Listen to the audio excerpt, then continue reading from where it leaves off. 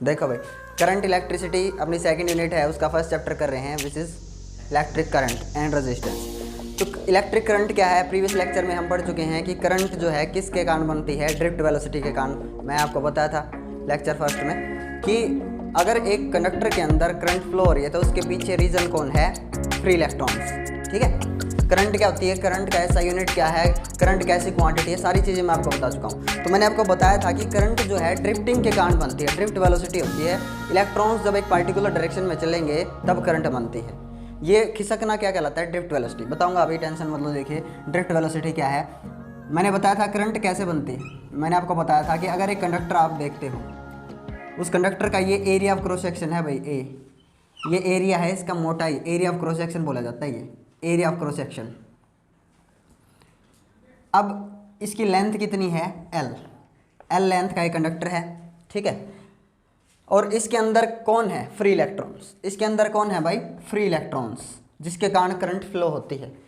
देखो free electrons कौन होते हैं, मैं आपको बता चुका हूँ, जो फ्री होते हैं। ध्यान से देखो, इसके अंदर जब तक हमने इसको बैटरी से कनेक्ट नहीं किया था तब तक जो इलेक्ट्रॉन थे, फ्री इलेक्ट्रॉन्स, वो कैसे चल रहे थे, उनका मोशन कैसा था, ऐसा ऐसा ऐसा, रैंडम मोशन हर डायरेक्शन में। तो हाँ, जिगजैग मोशन, तो वो फ्री इलेक्ट्रॉन्स हैं। और फ्री इलेक्ट्रॉन्स का क्या होगा, जब आप इसको बैटरी से कनेक्ट कर दोगे तब क्या होगा फ्री इलेक्ट्रॉन्स के साथ। तो वही चीज़ समझाने जा रहा हूँ। फ्री इलेक्ट्रॉन्स क्या होते हैं, न्यूक्लियस के चारों तरफ जो इलेक्ट्रॉन रिवॉल्व कर रहे हैं वो है बाउंड इलेक्ट्रॉन्स। जैसे इसके अंदर क्या है, जो इलेक्ट्रॉन है वो बाउंड इलेक्ट्रॉन कहलाएंगे, वो छोड़ के जा नहीं सकते, ड्यूटी पे अपनी तैनात हैं। So that is why they are called bound electrons. Bound electrons current flow का रीजन नहीं बन सकते। अब होगा क्या, रूम टेम्परेचर के कारण इसके पास कुछ एनर्जी होगी। ध्यान से देखिए, रूम टेम्परेचर के कारण ये इलेक्ट्रॉन है, इसकी कुछ एनर्जी इंक्रीज करेगी। और अगर ये न्यूक्लियस से दूर है तो अट्रैक्शन का फोर्स क्या हो जाएगा, वीक। तो यहाँ जब इसको थोड़ी सी एनर्जी मिलेगी तो अपनी स्पीड बढ़ाता है और ऐसे बाहर आ जाता है, इस एटम से बाहर आ गया। अब ये फ्री हो गया है, अब ये कंडक्शन का कारण बन सकता है, यानी कि करंट फ्लो का रीजन बन सकता है। करंट फ्लो हो सकती है फ्री इलेक्ट्रॉन के कारण। ठीक है, अब ये फ्री इलेक्ट्रॉन फ्री है उस मेटल कंडक्टर के अंदर, और जब तक ये फ्री है और हीट का यूज़ करके, रूम टेम्परेचर की हीट का यूज़ करके कैसे कैसे चलता है ये ऐसे। तो हम यही सोचते हैं, पहले जो एक इलेक्ट्रॉन यहाँ था ये यहाँ चला गया, फिर टकरा करके यहाँ चला गया, वो यहाँ चला गया, इस कंडक्टर के अंदर ऐसे ऐसे ऐसे ऐसे एक इलेक्ट्रॉन चल रहा है। लेकिन ऐसा नहीं होता, ये वाला इलेक्ट्रॉन किसी दूसरे एटम के इलेक्ट्रॉन को हीट करेगा। यहाँ पे कोई इलेक्ट्रॉन है, इसको हीट कर गया ये ऐसे, तो ये वाला रुक जाएगा, ये यहाँ पे आके बैठ जाएगा, ये चलना स्टार्ट कर देगा। जब ये आगे जाके किसी से स्ट्राइक कर जाएगा तो यहाँ से इलेक्ट्रॉन निकल जाएगा अगले एटम का।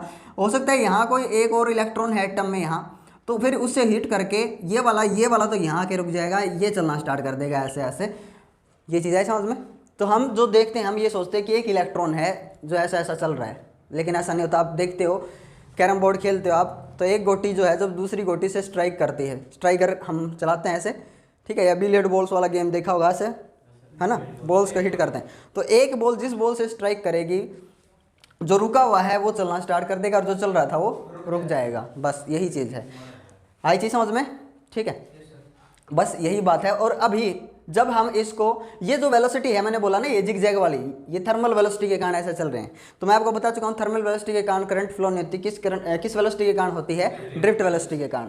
अब ड्रिफ्ट वेलोसिटी समझाने जा रहा हूँ, ड्रिफ्ट वेलोसिटी क्या है और थर्मल वेलोसिटी कितनी होती है। ड्रिफ्ट वेलोसिटी देखना कितनी होती है ध्यान से। थर्मल वेलोसिटी कितनी होती है, ये वाली थर्मल वेलोसिटी है, इस कंडक्टर के अंदर ऐसे ऐसे चल रहे हैं इलेक्ट्रॉन्स, ये 10⁻⁴ मीटर पर सेकेंड, बहुत ज़्यादा है, फास्ट, बहुत फास्ट ऐसे ऐसे चलते हैं। अगर और ज़्यादा हीट या टेम्परेचर राइज करता है तो और फास्ट ऐसे ऐसे ऐसे वाइब्रेट करते रहते हैं ऐसे ऐसे। ठीक है, अब देखो ड्रिफ्ट वेलोसिटी कितनी होगी, ड्रिफ्ट वेलोसिटी कैलकुलेट करना चाहते हैं। तो ड्रिफ्ट वेलोसिटी क्या है, एक्चुअल में हो क्या रहा है कंडक्टर के अंदर, वही चीज़ मैं आपको समझाने जा रहा हूँ। मान लीजिए ये कंडक्टर है, ठीक है ना, हम मानते हैं एक कंडक्टर है, इस कंडक्टर के अंदर हो क्या रहा है। अगर आपने ए एंड को, और ये बी एंड है अपना, ये ए एंड और वो वाला बी एंड, अगर आपने इसको बैटरी से कनेक्ट किया, जैसे आपने इसको बैटरी से कनेक्ट किया तो ए एंड पे कौन सा चार्ज आना है, पॉजिटिव, रिस्पेक्टिवली बी एंड पे कौन सा चार्ज आना है, नेगेटिव। समझ गए। अब एक इलेक्ट्रिक फील्ड सेटअप हो जाएगा, दिख रहा है आपको, पॉजिटिव से नेगेटिव इलेक्ट्रिक फील्ड सेटअप हो गया है। अभी जो मनोमोजी इलेक्ट्रॉन थे जो ऐसे ऐसे इधर उधर चल रहे थे, उनका क्या होगा, देखिए यहाँ से, जो इलेक्ट्रॉन अपनी मर्जी से उधर जाना चाहता था उसका फाइनल डेस्टिनेशन यहाँ पहुंचने का था, यहाँ पहुंचना चाहता था, जिग जैग मोशन वाले का समझ में आ गया। जिग जैग मोशन के कारण ये ऐसे चल रहा था, लेकिन जैसे इलेक्ट्रिक फील्ड लगा इसके ऊपर क्या अप्लाई होगा, फोर्स, और उसके कारण किधर चलेगा, इलेक्ट्रॉन किधर चलता है, इलेक्ट्रिक फील्ड से अपोजिट डायरेक्शन में चलता है इलेक्ट्रॉन। दिख रहा है आपको, पॉजिटिव चार्ज इलेक्ट्रॉन को अपनी ओर अट्रैक्ट करेगा, आया ना समझ में। तो ये इलेक्ट्रॉन ऐसे जा रहा था मनमोजी कंडीशन में जिग जैग मोशन फॉलो करते हुए, लेकिन इसके ऊपर फोर्स लगता है और ये यहाँ पहुँचता है, यहाँ न पहुँच करके कहाँ पहुँचता है, यहाँ।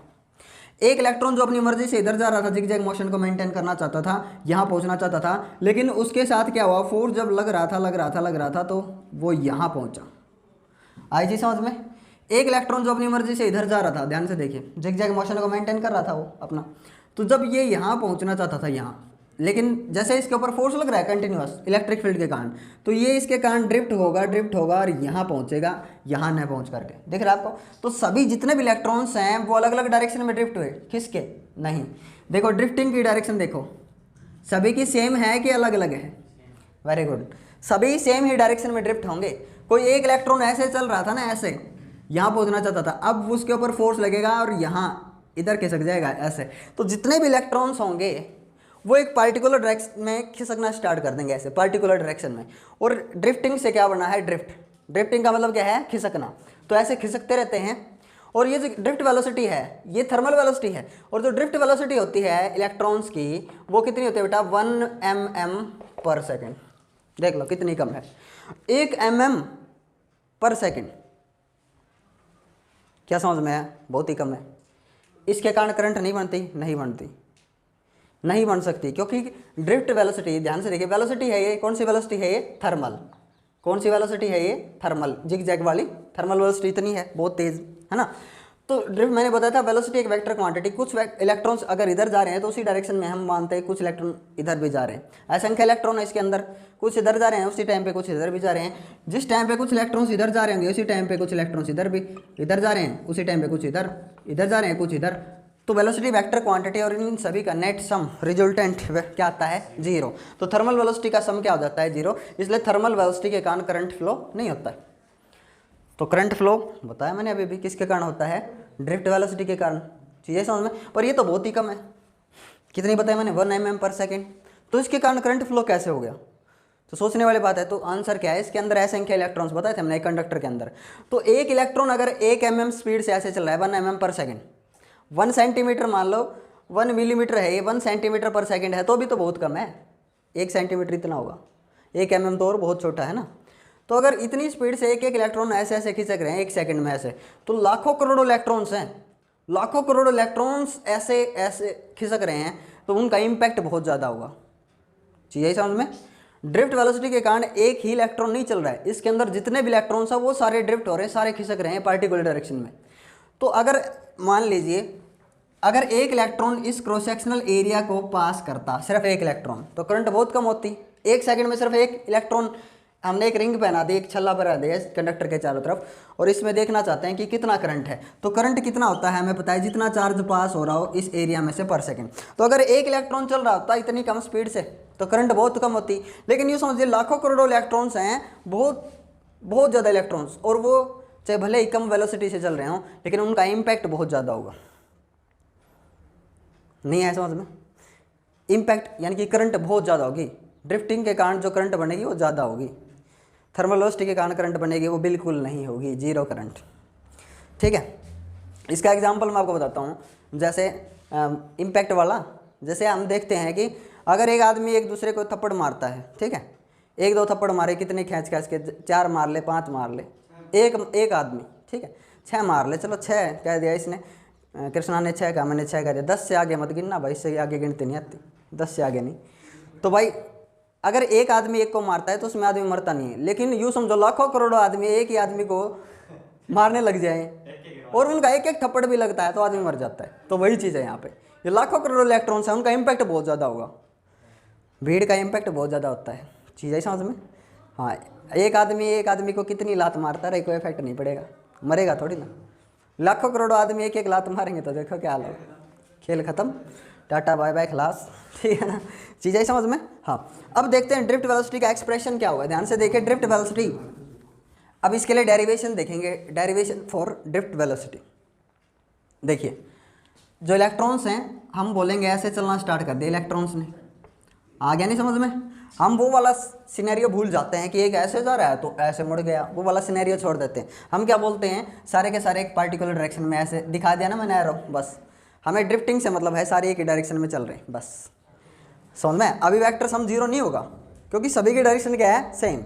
थर्मल वेलोसिटी के कारण कोई इधर चल रहा है कोई इधर, कैंसिल करने वाली वेलोसिटी थी हर एक इलेक्ट्रॉन की, यहाँ नहीं है। अभी देखिए अगर आप इसमें ड्रिफ्ट वेलोसिटी कैलकुलेट करना चाहते हो, ड्रिफ्ट वेलोसिटी, तो ड्रिफ्ट वेलोसिटी के लिए आपके पास इक्वेशन क्या है, वेलोसिटी क्या है, आपने जैसे ही इसको बैटरी से कनेक्ट किया, इसके ऊपर पॉजिटिव और इसके ऊपर नेगेटिव चार्ज आना है ना, तो ड्रिफ्ट वेलोसिटी यानी कि फाइनल वेलोसिटी, जैसे हमने बैटरी से कनेक्ट किया इलेक्ट्रिक फील्ड लगेगा, इलेक्ट्रिक फील्ड से अपोजिट डायरेक्शन में खिसकना स्टार्ट कर देंगे, और वो वाली वेलोसिटी क्या है, फाइनल वेलोसिटी। अब v इज इक्वल्स टू हमें पता है क्या होता है, u प्लस at, ये इक्वेशन हमें पता है, चीज़ें समझ में। हमें पता है इसके ऊपर फोर्स कितना लग रहा है इलेक्ट्रिक फील्ड के कारण, force due to electric field, electric field के कारण कितना फोर्स लग रहा है बेटा, फोर्स QE, बताइए कितना है, चीज है ना समझ में, कितना लग रहा है फोर्स, वेरी गुड, QE, ठीक है। अभी देखिए फोर्स EE, भाई E क्या है, charge of electron, negative charge है इसलिए माइनस E, क्लियर है ना। हाँ, ये फोर्स लग रहा है ड्यू टू इलेक्ट्रिक फील्ड, ठीक है।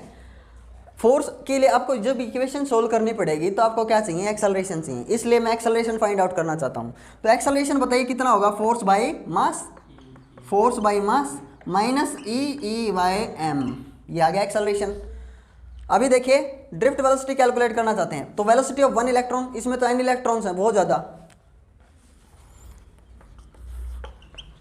Velocity of one electron, first electron के लिए वेलोसिटी क्या होगी, v1 u1 प्लस में at, दिख रहा है आपको, ठीक है। एक्सेलरेशन तो सभी का सेम होगा, एक्सेलरेशन तो इलेक्ट्रिक फील्ड के कारण लग रहा है, चार्ज तो सभी का सेम है इलेक्ट्रॉन का, तो एक्सेलरेशन तो सेम ही होगा सभी का, इसलिए a1 a2 की जरूरत नहीं, a सेम है सभी के लिए। अभी देखिए v2 क्या होगा, v2 u2 प्लस में at, सेकंड इलेक्ट्रॉन्स के लिए, for n electrons, n electrons के लिए क्या हो जाएगी ये इक्वेशन, n इलेक्ट्रॉन्स के लिए vn un प्लस में at, दिख रहा है आपको। अभी t क्या है यहाँ पे, t का पता होना चाहिए आपको, t क्या है, here t is time period between two successive collision,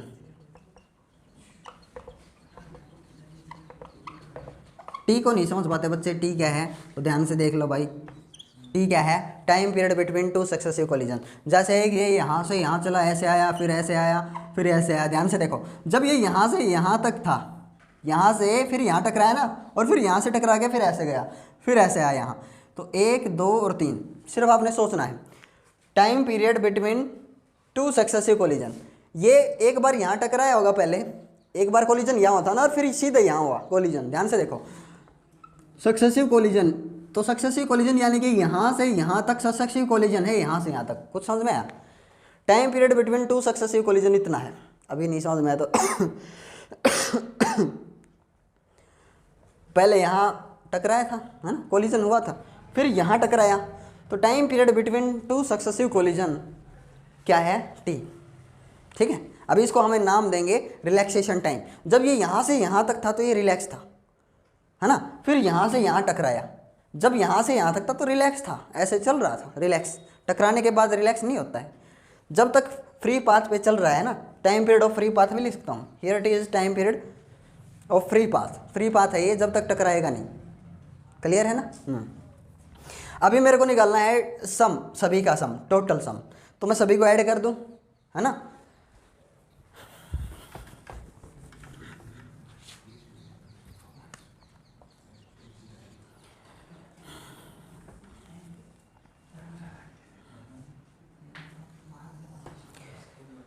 चलो एक बार यहीं ऐड करके दिखा देता हूँ, v1 v2 ये इधर ऐड होते चले जाएंगे और ये उधर ऐड हो जाएंगे, इधर ऐड कर दो एक बार, v1 plus v2 plus v3, यानी कि n तक, कहाँ तक चलना है, n तक है ना, और डिवाइडेड बाई अगर n कर दें तो क्या बोलते हैं इसको, मीन या एवरेज बोलते हैं। हाँ, जितने पार्टिकल्स हैं उनकी वेलोसिटी अलग अलग है ना, v1 v2 ऐसे। हाँ, फाइनल वेलोसिटी है ड्रिफ्ट वेलोसिटी। अब ऐसे u1 plus u2 up to कहाँ तक है, un तक, और इसको n से डिवाइड कर दें। ऐसे एक्सेलरेशन a इंटू टी, ये वाले भाई एक साथ ऐड हो गए, यूँ समझिए आप, है ना, टेंशन लेने की कोई बात नहीं। अब ये तो आपको पता है u1 u2, ये क्या है, ये इनिशियल वेलोसिटी दिख रहा है ना आपको। तो ये वाली वेलोसिटी कौन सी वेलोसिटी बेटा, थर्मल, जो इनिशियली थी इसके पास। और थर्मल वेलोसिटी का सम हमारे को पता है कितना होता है, 0। थर्मल वेलोसिटी का सम कितना होता है, 0। तो ये हो गया 0, हट गए यहाँ से। तो ये v1 v2 सभी का एवरेज कैलकुलेट कर लिया हमने। तो ये क्या है, एवरेज वेलोसिटी, जो क्या बोल दी मैंने, ड्रिफ्ट वेलोसिटी। क्या बन गई ये ड्रिफ्ट वेलोसिटी, आया ना समझ में। अभी दिख रहा है ऐसे AT1, देखो दूसरे का AT2 और इसका क्या है ATN, समझिए टाइम अलग अलग है सभी का, एक्सेलरेशन भले ही सेम हो। तो ऐसे AT1 T2 T3 सारे यहाँ पे हैं AT1 plus AT2 plus up to ATN, समझ गए, यहाँ है सारे, ऐसे ऐड कर दिए हमने। तो एक्सेलरेशन सेम है, और ऐसे ये हो गया थर्मल वेलोसिटी का सम 0 हो गया, एक्सेलरेशन और T1 T2 T3 सभी जुड़ के क्या बन जाते हैं, टाउ। क्लियर है। टाउ क्या है, लिखूंगा मैं अभी, where tau is called average relaxation time. Relaxation time, देखो ध्यान से, drift velocity is equals to, ये तो 0 है, एक्सेलरेशन कितना है मैंने अभी फाइंड आउट किया था, माइनस ई और टाउ बाई एम, ये आ गया है ड्रिफ्ट वेलोसिटी। कुछ आया समझ में, ये आ गया एक्सप्रेशन फॉर ड्रिफ्ट वेलोसिटी, ध्यान से देख लो। क्लियर है, कुछ चीज़ समझ में ना आए तो बता देना मेरे को। v1 v2 v3 एक साइड ऐसे जोड़ लिया, वो ड्रिफ्ट वेलोसिटी बन गई, मीन या एवरेज। थर्मल वेलोसिटी का सम सभी का क्या गया, u1 u2 सभी n तक क्या हो गया, 0। Acceleration T1 T2 T3, acceleration तो सभी का सेम है, और T1 plus T2 plus T3 सभी को n से डिवाइड करने पे क्या मिल गया, एवरेज टाइम, मीन या फिर एवरेज। ये क्या बोला जाएगा, average relaxation time between two collisions. समझ में गया, मैंने बोला था अभी सभी के लिए जो कैलकुलेट किया वो रिलैक्सेशन टाइम है। जब तक एक से दूसरे तक टकराएगा नहीं तो वहाँ तक वो रिलैक्स रहता है, और जब टकरा जाता है तो वो रिलैक्सेशन टाइम पीरियड वहीं तक रहेगा, खत्म हो जाएगा फिर, है ना। फिर जब वहाँ से दूसरा कोलिजन स्टार्ट हो, फिर यहाँ टकराया, पहले यहाँ गया, यहाँ टकराया, तो यहाँ से यहाँ तक क्या है, ये एवरेज रिलैक्सेशन टाइम। फिर यहाँ से यहाँ टकराया, तो यहाँ से यहाँ तक क्या है, ये एवरेज रिलैक्सेशन टाइम। तो ऐसे सभी इलेक्ट्रॉन्स के लिए कैलकुलेट कर लिया, T1 T2 T3, ये क्या बोला जाएगा, एवरेज रिलैक्सेशन टाइम। क्लियर है। हाँ, नेगेटिव साइन, कई बच्चे नेगेटिव साइन देख के बहुत ज़्यादा डरते हैं। नहीं भाई, फिजिक्स में हमेशा याद रख लेना, लाइफ टाइम फिजिक्स में negative sign indicates only and only direction, और कुछ चीज़ नहीं है फिजिक्स में। नेगेटिव साइन क्या बताता है, drift velocity is opposite to the direction of electric field. Negative sign shows that drift velocity is opposite to the direction of a electric field. Electric field की direction ये है, तो drift velocity की direction आपको दिख रही है, कैसे है, दिख रही है आपको, ड्रिफ्टिंग किधर हो रही है। सो लिख भी देता हूँ, negative sign shows that direction of VD drift velocity is opposite to the electric field। Clear हुआ है ना। हाँ, अब रिलैक्सेशन टाइम के ऊपर मैं कुछ बता रहा था। अब रिलैक्सेशन टाइम क्या है, मटेरियल की प्रॉपर्टी है। ये नहीं समझ में आया, लिख भी लेना यहाँ पे, average relaxation time tau is the property of a material. लिख देता हूँ, tau is the property of a material. क्या चीज़ आई समझ में, मटेरियल की प्रॉपर्टी। अगर मटेरियल बदला, आपने कॉपर लिया पहले, फिर एल्यूमिनियम लिया, फिर आयरन लिया, तो मटेरियल जैसे बदला, हो सकता है एटम्स पास पास हो, क्लोज क्लोज हो, किसी में एटम्स दूर दूर हो, तो टकराने का जो टाइम है वो सभी का अलग अलग होगा। चीज़ें समझ में। हाँ, तो एवरेज रिलैक्सेशन टाइम पीरियड बदल जाएगा। हो सकता है किसी में एटम्स बहुत क्लोज क्लोज हों, किसी के एटम्स थोड़ा दूर दूर हों, तो ज़्यादा जल्दी जल्दी टकरा रहा हो एक में, तो और एक में थोड़ा टाइम निकाल के टकरा रहा हो, तो रिलैक्सेशन टाइम जिसमें गैप होगा एटम्स के बीच में उसका ज़्यादा है। रिलैक्सेशन टाइम एटम्स के बीच में थोड़ा स्पेस है उसका ज़्यादा होगा, कि यहाँ से यहाँ तक कुछ टाइम ज़्यादा लगा, ठीक है ना। और टेम्परेचर अगर इंक्रीज कर दिया तो टाउ का क्या होगा, समझ गए, टेम्परेचर अगर इंक्रीज किया तो रिलैक्सेशन टाइम का क्या होगा, घट जाएगा और स्पीड बढ़ जाएगी, और स्पीड बढ़ जाएगी। तो पहले मान लीजिए 1 माइक्रो सेकंड में यहाँ से यहाँ पहुँचा था, अब हाफ माइक्रो सेकंड में पहुँचेगा। जैसे स्पीड बढ़ेगी यहाँ से यहाँ तक, जब रिलैक्सेशन टाइम था ये क्या हो जाएगा, डिक्रीज। स्पीड फास्टली पहुँचेगा तो रिलैक्सेशन टाइम क्या है, डिक्रीज कर जाएगा। चीज़ें समझ में। तो it is depends on temperature. Clear है। तो ये है drift velocity minus E A tau by M. कोई चीज़ ना समझ में आई तो बताओ। अब हम क्या देखेंगे, relation of drift velocity with current. Current के साथ ड्रिफ्ट वेलोसिटी का क्या रिलेशन है, देखिए।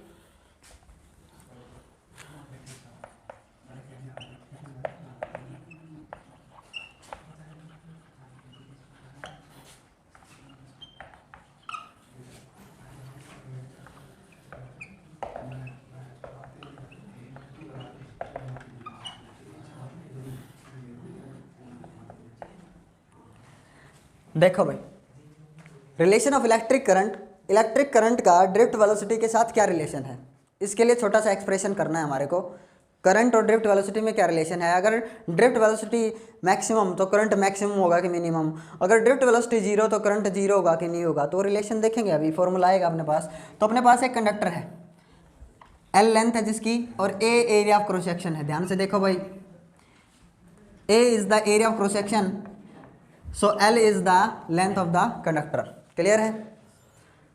अभी देखो, जैसे आपने पॉजिटिव से कनेक्ट किया और इसको नेगेटिव से, तो यहाँ इलेक्ट्रिक फील्ड सेटअप हो जाएगा। ये सेटअप हो गया इलेक्ट्रिक फील्ड, है ना, पॉजिटिव से नेगेटिव डायरेक्शन में।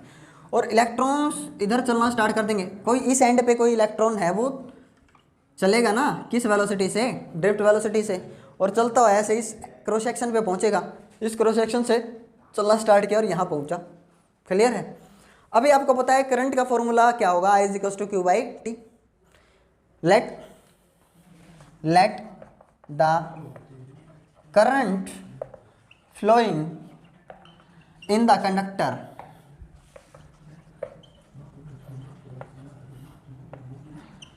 Is I.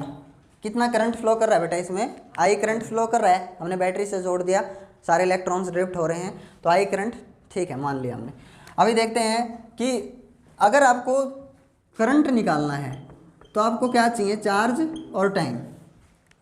हमें पता है फॉर्मूला करंट क्या होता है, charge passing through a cross section per unit time. Clear है। अभी हम देखेंगे, चार्ज कैलकुलेट करेंगे, इसके अंदर टोटल चार्ज कितना है, और टाइम कैलकुलेट करेंगे।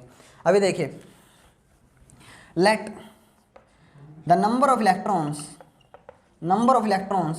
पर यूनिट वॉल्यूम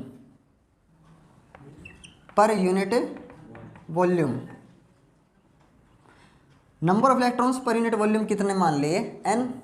दिख रहा है आपको, थोड़ा अच्छे से लिख दूं भाई, n। ठीक है। अभी आपको पता है अगर n 1 मीटर क्यूबिक, भाई वॉल्यूम देख रहे हैं ना, 1 मीटर क्यूबिक है या पर सेंटीमीटर क्यूबिक, हम सिर्फ वॉल्यूम से मतलब है, पर यूनिट में कितना number of electrons, electron density बोला जाएगा ना, ये नंबर ऑफ इलेक्ट्रॉन्स पर यूनिट वॉल्यूम क्या है, इलेक्ट्रॉन डेंसिटी, है ना। हाँ, so the total number of electrons कितने होंगे, टोटल नंबर ऑफ इलेक्ट्रॉन्स यानी कि कैपिटल N कितना होगा बताइए भाई। पर यूनिट वॉल्यूम में कितना है, मल्टीप्लाई बाय टोटल वॉल्यूम। तो per unit volume multiply by total volume, तो वॉल्यूम क्या होगा, area into length of the conductor. ठीक है। अब टोटल चार्ज बताइए, टोटल चार्ज कैलकुलेट करें। टोटल चार्ज Q कितना होगा भाई, ENAL। मेरे हिसाब से आ गया समझ में भाई। टोटल इलेक्ट्रॉन्स इतने, तो एक इलेक्ट्रॉन के ऊपर कितना चार्ज, नेगेटिव ही, तो इतने के ऊपर मल्टीप्लाई कर दो, नेगेटिव ENAL। क्लियर है। अभी आपके पास चार्ज आ गया, टाइम और कैलकुलेट कीजिए। टाइम, जब यहाँ से इलेक्ट्रॉन ने चलना स्टार्ट किया और यहाँ तक, जब बी क्रॉस सेक्शन से, ये वाला क्रॉस सेक्शन है ना, ये बी एंड मान लो, बी एंड से ए एंड पे जब आएगा तो एल लेंथ को कवर कर जाएगा कंप्लीट। तो टाइम कैसे निकालते हैं, टाइम का पता है ना फॉर्मूला, टाइम कैलकुलेट करेंगे। टाइम कैसे निकालते हैं बताइए, डिस्टेंस अपॉन में speed. Very good. So time taken by the charges to cross the complete length of the conductor.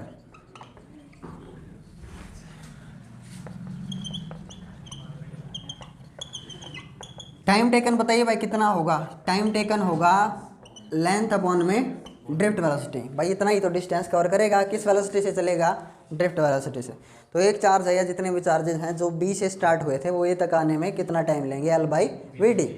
अभी निकालना है करंट। करंट आई जाएगा अभी I is equals to Q by T. तो क्यू कितना है अपना? ये रहा Q minus E N A L upon में time L upon V D. तो वी डी पलट के ऊपर चला जाएगा, एल से L cancel out. So I का फॉर्मूला क्या हुआ? Minus E N A V D. Very good, minus E N A V D, minus E N A V D. भाई इसको ऐसे याद रख लेना, N E A V D, N E A V D ऐसे याद रख लो, या negative E N A V D. हाँ N A V D, clear है? तो माइनस साइन फिर आ गया यहाँ पे। नेगेटिव साइन क्या इंडिकेट करता है? Negative sign indicates that current, direction of current is opposite to the drift velocity. नहीं है समझ में? करंट की जो डायरेक्शन है वो हम ऐसे मानते हैं ना, करंट की डायरेक्शन तो ऐसी होगी, ड्रिफ्ट वेलोसिटी की डायरेक्शन ये होगी।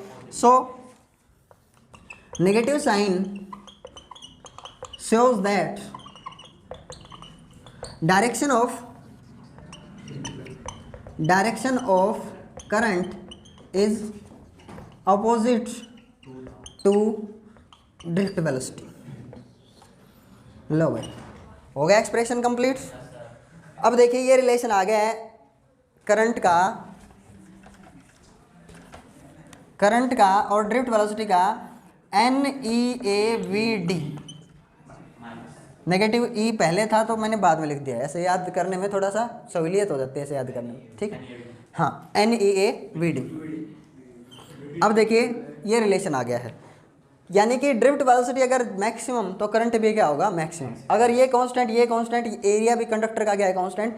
तो ड्रिफ्ट वेलोसिटी जितनी ज़्यादा करंट भी क्या होगा? उतना ज़्यादा। अगर ड्रिफ्ट वेलोसिटी जीरो तो करंट फ्लोइंग भी क्या हो जाएगा? जीरो। सो नेक्स्ट वीडियो में हम करेंगे ओम्स लॉ, करंट डेंसिटी वगैरह। So thank you for watching this video.